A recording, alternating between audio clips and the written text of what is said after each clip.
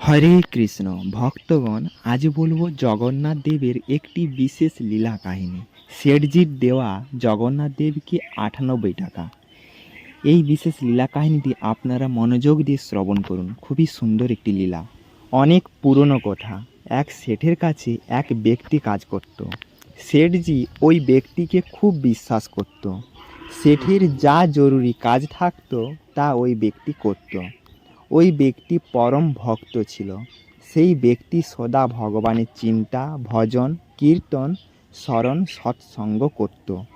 একদিন সেই ব্যক্তি শেঠজির কাছে শ্রী জগন্নাথ ধাম যাত্রার জন্য ছুটি চাইলেন। শেঠজি ছুটি দিলেন আর বললেন, ভাই, আমি তো সংসারী মানুষ, সব সময় ব্যবসার কাজে ব্যস্ত থাকি। তার কারণে কখনো তীর্থযাত্রার সুযোগ হয় না। তুমি তো যাচ্ছ, এই 100 টাকা আমার নামে প্রভু জগন্নাথ দেবের চরণ সেবায় সমর্পিত করে দিও। সেই ব্যক্তি টাকাটা নিয়ে জগন্নাথ দর্শনে যাত্রা শুরু করলো। অনেক দিন পায়ে হেঁটে যাত্রা করে সে জগন্নাথ পুরী পৌঁছালো।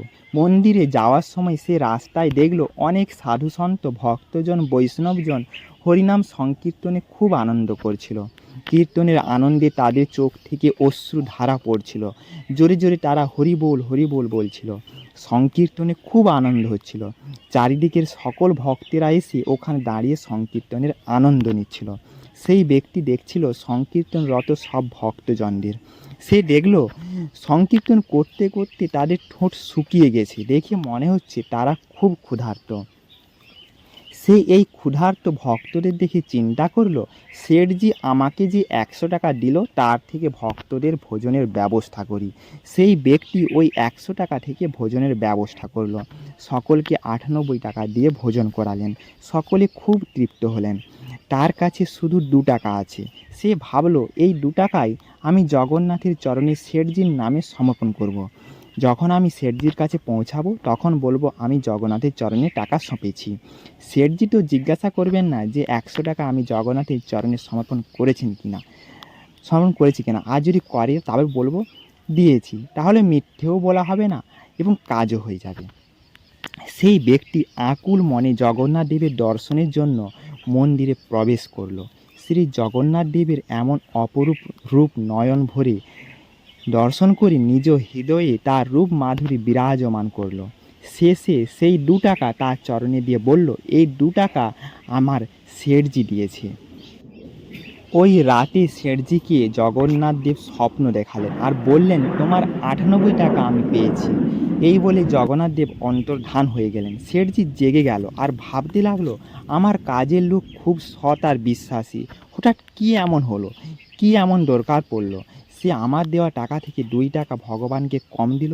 সে 2 টাকা কিসে খরচ করলো, কী এমন প্রয়োজন পড়লো? এসব কথা শেঠজি বিচার করতে লাগলো। কিছুদিন পর সেই ব্যক্তি শেঠজির কাছে ফিরে আসলো। শেঠজি তখন তাকে জিজ্ঞেস করলো, আমার টাকা জগন্নাথজিকে সমর্পণ করেছো তো? ভক্ত বলল, হ্যাঁ শেঠজি করেছি। শেঠজি বলল, কিন্তু তুমি যে 98 টাকা দিলে আর 2 টাকা কী কাজে খরচ করলে? তখন ভক্ত ভাবছিল, শেঠজি কিভাবে জানলো?